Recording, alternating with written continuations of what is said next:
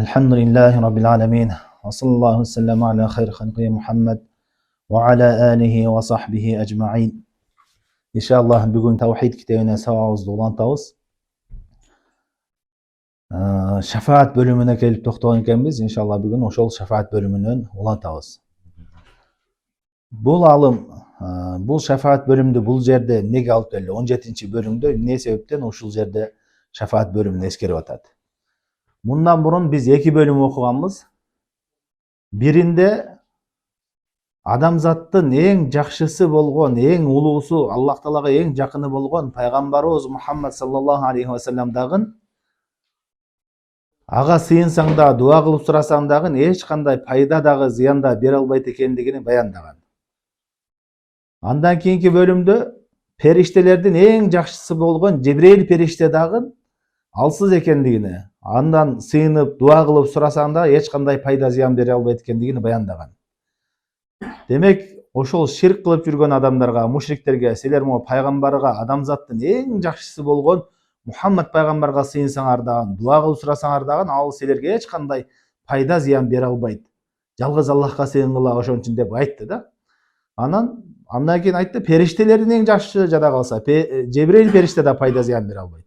Демек, жалгыз Аллахка сыйыныш керек деп айткандан кийин алар башка шубуха, башка бир күмөндүү нерсе алып келе атат. Эмне деп атат? Мейли алар биз деле түшүндүк, пайда дагы, зыян да бере албайт экен. Бирок алар бизди шафаат кыла алат деди. Бизди алар эмне? Кыямат күнү шафаат кылат. Бизге шафаат деген мааниси эмне? Ортомчу болуу. Шафаат деген бул дүйнөдө да болот. Мисалы үчүн, президентке кириш керек болсо, президентке түз кире албай жатсаң, президентке жакын болгон кишиси менен сүйлөшөсүң. Мен президентке кирип сүйлөшүүгө жардам бер десең, ал президент менен сүйлөшүп, эмне кылат? Киргенге сүйлөшүп беречиңби? Ошол ортомчулукту шафаат деп коет. Бул шариаттагы бул жердеги майсы, алар айтышат, кыямат күнү биз тозокко бараткан болсок, булардын Аллахтын алдында кадыр баркы бар, Аллах Таалага жакын булар. Бизди Аллахтын алдында шафаат кылып, ортомчу болуп, "Ey Аллахым, буларды кечирип кой" деп суранышат, анан ошону менен биз тозоктон кутулуп бешикке киребиз деген майнын айтышып атат. Биз силер айткандай эле пайда дагы, зыян да бере албайт экендигин мойнуна алдык, бирок эмне? Шафаат деген бар да шариатта дешип атат да. Эми ошол бул алым шафаат кандай болуш керек шариатта? Шафаат бар, бирок туура шафаат кандай болот? Ошону баяндайт бул бөлүмдө. Шафааттын мааниси түшүнүктүү болду, ортомчулук кылуу. Кыямат күнү Аллах Таала менен ошол күнөөкөр пенденин ортосунда ортомчулук кылуу. Эми ошол шафаат деген шариатта келген. Куранда шафаат жөнүндө көптөгөн аяттар келген, хадистерде келген шафаат жөнүндө. Бирок шариатта ошол шафааттын туура болушу үчүн шарттары бар. Биринчиден, шафаат деген 2 түрдүү болот. 2 түрдүү. Биринчиси эмне?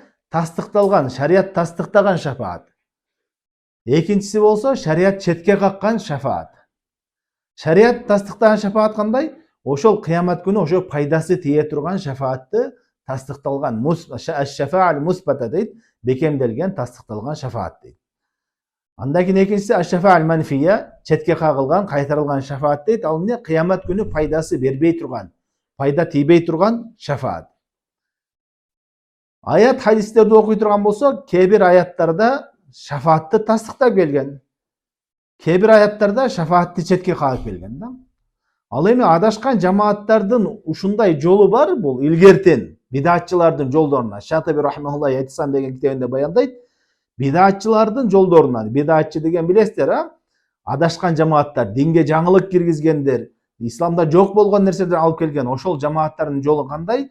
Алардын жолу бир эле шафаат маселесинде эмес, диндеги бардык өздөрүнүн жана киргизген жаңылыктары бар го. Ошолорго динде бар сүрөтүн алып келип туруп, динде жок нерсеге далил кылат. Мисалы үчүн, шариатта шафаатты кээ бир аяттарда шафаатты тастыктап атат, ал эмне? Өзүнүн шарттары менен тастыктап атат туураны. Ошол нерсени алар айтат, мына Куранда шафаат тастыкталып атат деп туруп, жанагы туура эмес, өздөрү киргизген шафаатка өздөрүнүн түшүнүгүнө ушул аяттарды далил кылат. Түшүнүктүбү? Бул бир мисал. Ошого окшогон бидаттардын бардыгын алар эмне? Ушинтип далил кылышат. Misal üчүн Пайгамбарыбыз саллаллаху алейхи вассаламдын келгени менен сүйүнгүлө деди. Пайгамбарыбыздын келүүсү менен Пайгамбарыбыз аламдарга райымдуулук менен жиберилген, Аллахтын китебин алып келген, туура динди алып келген. Аны менен баардык мусулмандар сүйүнөт. Эми ушул сүйүнүү деген кандай болуш керек? Ошол сахабалар сүйүнгөндө кандай кылышты? Аны ээрчүү менен, ошол Куранды ээрчүү менен, Пайгамбардын сүннөтүн ээрчүү менен болот да. Бирок кайдагы бир бидаттар чыгарып, майрам кылышып, концерт кылышып туруп, анан кийин биз Пайгамбарыбыздын келүүсү менен сүйүнүп атабыз деп туруп ушуну майрамдап, жанагы аяттарды далил кылып алат. Бидатчылардын жолу ушундай. Неге? Алар ошо шариатта бар нерселерди шариатта жок жаңылыктарына далил кылат. Ошол сыяктуу эле шафаат дагы ошондой. Шафаатты эмне кылышып атат? Шариатта тастыкталган шафаатты четке кагылган шафаатка далил кылып атат. Эми шариатта шафаат эки түрдүү болот дедик. Биринчиси пайда бере турган шафаат, экинчиси четке кагылган шафаат. Эми пайда бере турган шафааттын эки шарты бар. Ушу эки шартысыз эч кандай шафаат пайда бербейт. Биринчиси бул Аллах Таала ошол шафаат кылынуучу кишиден, мисалы үчүн күнөөкөр кишини тозоктон кутулуу үчүн болсо, ошол күнөөкөр кишиден разы болгон болуш керек. Разылык дегенде максат эмне? Жалпы разылык. Аллах Тааланын разылыгы пенделерден эки түрдүү болот. Биринчиси жалпы разылыгы, бул жалпы разылык жалпы мусулмандарга. Мушрик болбош керек. Ширк кылбаган адам болуш керек. Чоң күнөөкөр болушу мүмкүн, арак ичкен болушу мүмкүн, зына кылган болушу мүмкүн, башка күнөөлөрү болушу мүмкүн, бирок чоң ширктен, кафырлыктан аруу болгон. Мусулман абалда болуп өлгөн болуш керек. Түшүнүктүүбү? Булардын мындай мусулмандарга Аллах Тааланын бардыгына жалпы разылыгы болот. Экинчиси болсо жеке разылык деген. Жеке разылык бул адамдардын айырмасы болот. Кимде ким канчалык деңгээлде амалы көп болсо, канчалык деңгээлде такыбачылыгы күчтүү болсо, ошончолук деңгээлде Аллах Тааланын разылыгы ага жогору болот. Көп болот. Түшүнүктүүбү? Демек ушул шафаат дегенде биринчисинен жанагы жалпы разылык керек. Кафыр болбош керек, мушрик, ширк кылган адам болбош керек. Күнөөкөр болсо дагы. Бул биринчи шарты. Экинчи шарты болсо Изнуллахи лиш-шафиъ дейт. Ошол Аллах Таала шафаат кылуучу адамга дагы уруксат бериш керек. Аллах Таала уруксат бергенден кийин гана шафаат кылат. Мейли ал периште болсун, ал пайгамбар болсун, же салих адам болсун, олия болсун, алар кыямат күнү мондай кылбайт. Алар кыямат күнү келип туруп, паланчы тууганым күнөөкөр, ал тозокко кетип атыр. О Аллахым, мен тигини шафаат кылдым, чыгар. Мен тигини шафаат кылдым, чыгар деп айта албайт андай. Качан болот? Аллах Таала пайгамбарыбызга дагы уруксат бергенден кийин, шафаат кылууга уруксат бергенден кийин анан шафаат кылат. Периштелер дагы ошондой. Качандыр Аллах Таала уруксат бергенден кийин анан гана шафаат кылат. Бул бөлүмдө иншалла ушулардын баарын далилдерин эскерет. Азыр эки шарттын да далилдерин эскерет, аят хадистерден. Бирок жалпысынан шафаат маселеси ушундай. Демек, периште дагы шафаат кылыш үчүн Аллах Тааланы уруксатынан кийин шафаат кылат. Пайгамбар дагы шафаат кылыш үчүн Аллах Тааланын уруксатынан кийин шафаат кылат. Жана алар өзү каалаган адамдарга шафаат кыла албайт. Аллах Таала жанагындай жалпы разы болгон адамдарга. Мисалы үчүн кафыр адам болсо, кафыр адамды мен тиги тууганым кафыр болуп өлүп калыптыр, ошону шафаат кылайын десе кыла албайт. Анткени Аллах Таала разылыгы жок ага. Бул шарты жок, чынбы? Ошон үчүн ал эч кандай пайда бербейт. Кафырларга жада калса, шафаат кылыштары турсун, аларга кечирим сурап, Аллах Тааладан кечирим сурап, истигфар кылып, дуа кылган да болбойт өлгөндөн кийин. Кафыр болуп өлгөн болсо. Бул шафааттын жалпы шариаттагы мааниси ушундай. Эми ушундай экен, шафаат Аллахтын мүлк экен. Аллах Тааланын уруксатынан кийин гана болот экен. Аллах Таала разы болгон адамдарга гана болот экен. Демек, шафаатты туура суроо кандай болот дуа кылып сураганыбызда? О пайгамбар, мени шафаат кыл десек болобу, болбойбу? Болбойт. Анткени о пайгамбар деп дуа кылып атканыбызда бул дуа өзү ибадат. Бул пайгамбарга сыйынуу болуп эсептелет. О Жебрейил периште, мени өзүң шафаат кылгын кыямат күнү десең, сен Жебрейилге кайрылып дуа кылып сурап атасың. Демек, бул не? Ибадатты Аллахтан башкага арнап ширк кылып атабыз. Туура шафаат суроо кандай болот? Аллахым, мага өзүң пайгамбарыбыздын шафаатын насип кыл. О Аллахым, мага периштелердин шафаатын насип кыл, мага салихтердин шафаатын насип кыл деп Аллах Тааладан сурасак, ушул туура шафаат болот. Түшүнүктүүбү? Бул шафаат бөлүмүндө илгертен баштап, илгерки коомдордон баштап, азыркы күнгө чейин ширкке байлангандардын баардыгы ушу шафаат бөлүмүндө байланышат. Mu kılganlar şirk, bul kılganlar şirk dese barıp kelip öyle takalıp şefaatla gelip takalışkan. Oşun için Allah Teala Kur'an'da aytat: "Ve ya'buduna min dunillahi ma la yadurruhum ve la yanfa'uhum ve yekuluna haula'i şufa'auna indallah."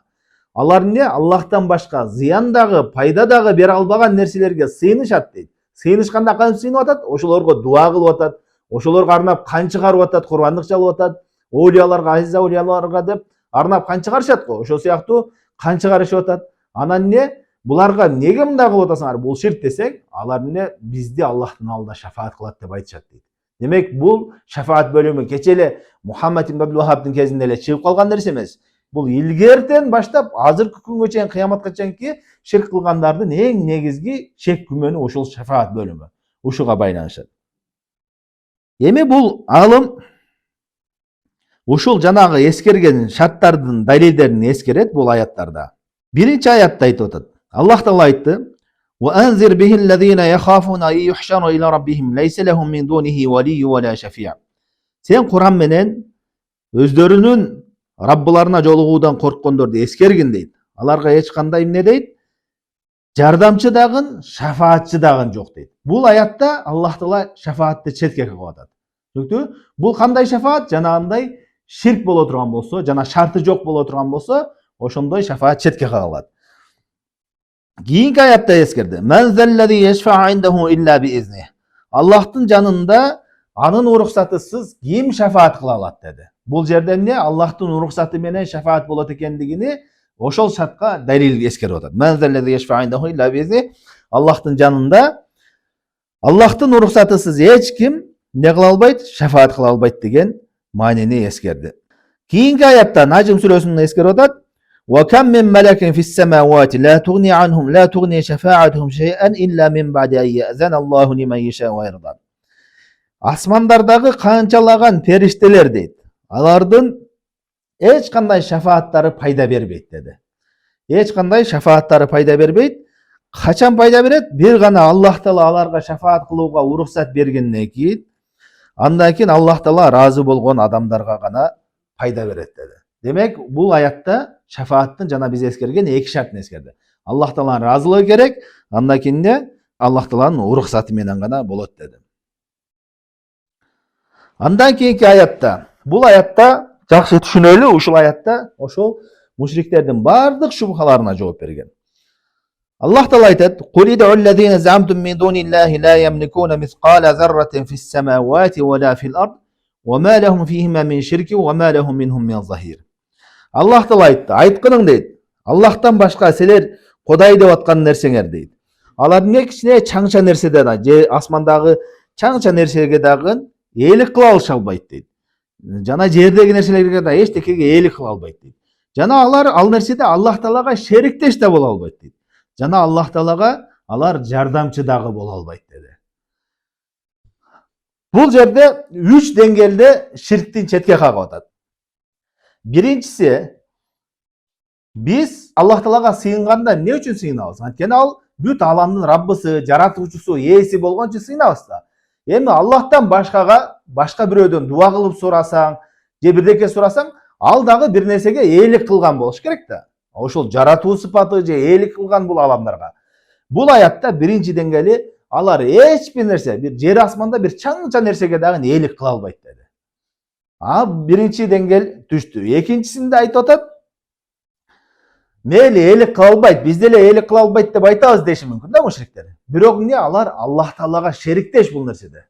Аллах Таала аларга уруксат берген. Ушу тасарруф кебир суфий кебир жамааттар бар да, адашкан жамааттар эмне дейт? Аламдарды жанагындай аулиялар бар. Актап деп коет, 6 аулия бар, бул аламды башкарып турат. Нары бери кыймылдатуусуну ошолор башкарып турат, таасир берип турат дейт. Ал кандайча десең, Аллах Таала аларга ошол нерсеге шериктеш кылган, мындайча айтканда мүмкүнчүлүк берген дейт да. Бул аятта ачык четке кагып атат. Аллах Тааланын бул нерседе эч кандай шериктеши да жок дейт да. Эч кандай шериктеш. Аллах жалгыз бул нерселерде. Андан кийин үчүнчү деңгээл келди. Мейли алар ээлик кыла албайт экен, шерик да эмес экен.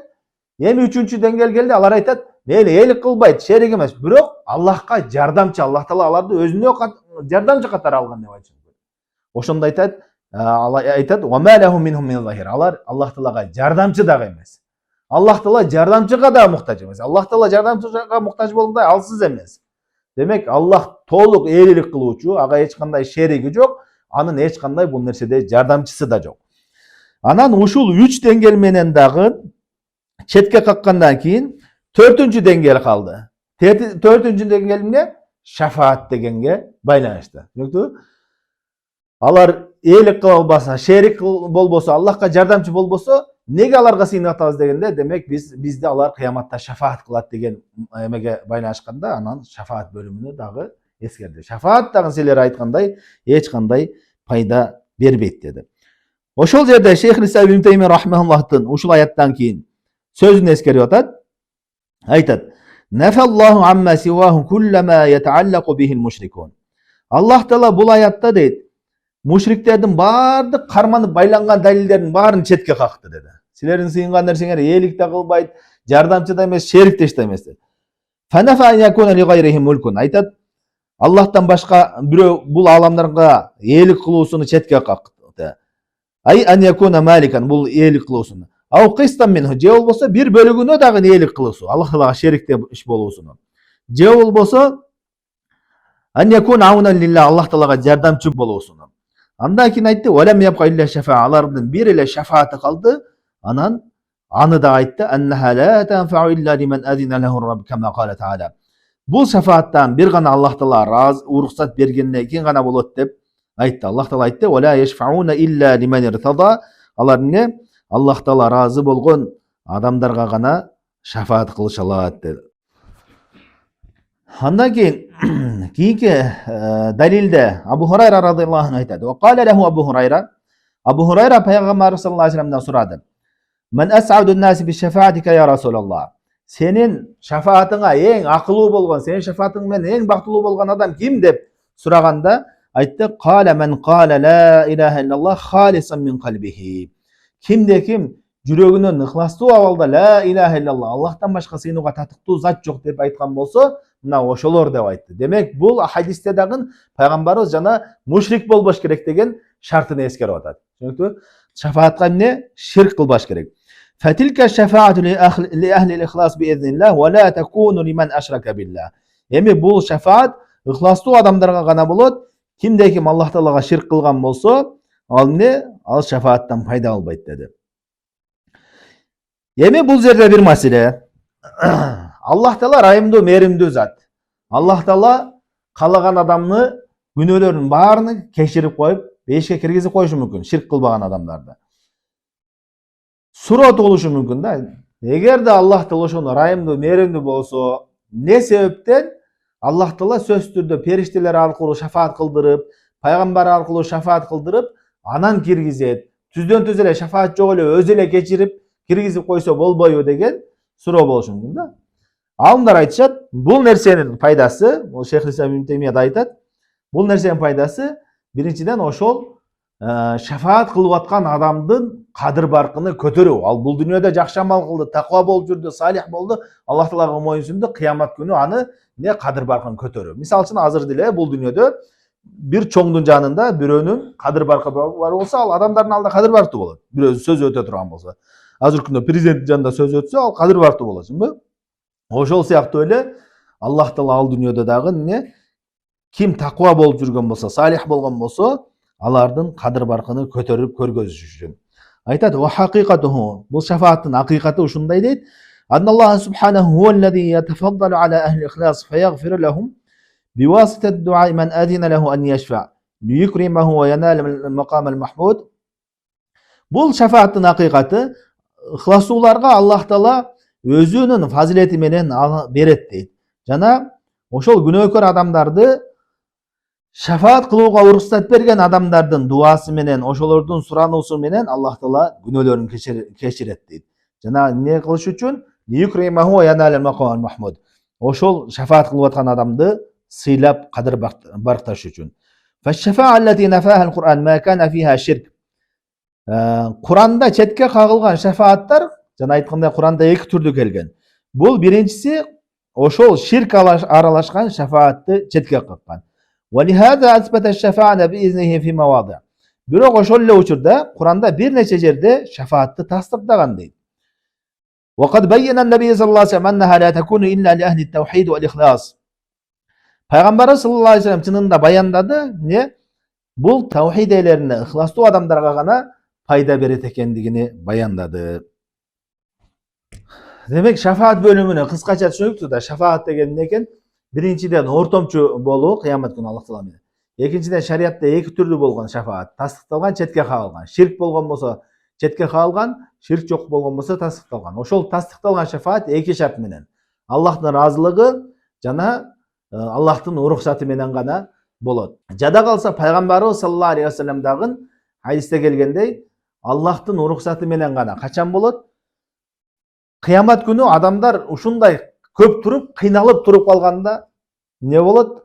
Адамдар пайгамбарларга келип баштайт. Аллах Таалага дуа кыл, Аллах Тааладан суран, эртерээк эсеп кысап баштасын деп.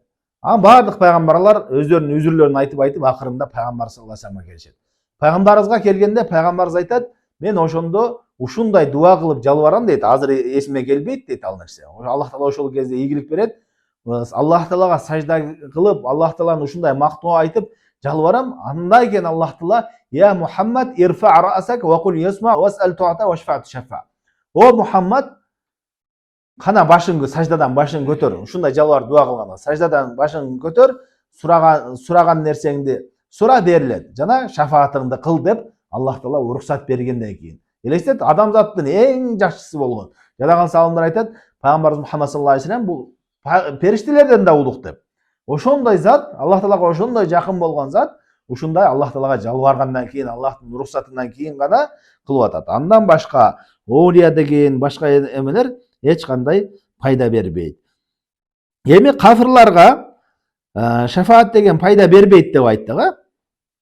Кафырларга шафаат эч кандай пайда бербейт. Бирок пайгамбарыбыз саллаллаху алейхи вассаламда хадис келген. Абу Талиб авасы, өзүнүн авасы кафыр болуп өлгөн. Ошол пайгамбарыбыз саллаллаху алейхи вассаламдан сурашты: "Абу Талиб сага ушунчалык жардам берип жүрдү" дейт да, ушунчалык жардам берди. Сен ага акыретте бир пайда бере алдыңбы деген да. Акыретте бир пайда бере алдыңбы дегенде, пайгамбарыбыз саллаллаху алейхи вассалам айтат: "Ошол мен болбогонумда ал тозоктун эң түбүндө болмок" дейт. Бирок мен ортомчу болуп атып, ал тозоктон ушундай азапка түштү, ал бутуна чоктон болгон бут кийим кийгизгенде мээси кайнайт дейт. Буга жеңил азап, эң жеңил, тозоктун эң жеңил азабы ошого болуп атат дейт. Бул пайгамбар саллаллаху алейхи вассалам шафааты. Эми кафыр болсо пайгамбарыбыздын кандай шафааты пайда берип атат? Негизи кафырларга шафаат пайда бербеш керек дегенде, алымдар ар кандай жоопторду айтышкан. Кээ бир алымдар айтат, тозоктон чыкпайт байыр, ал тозокто калат деп.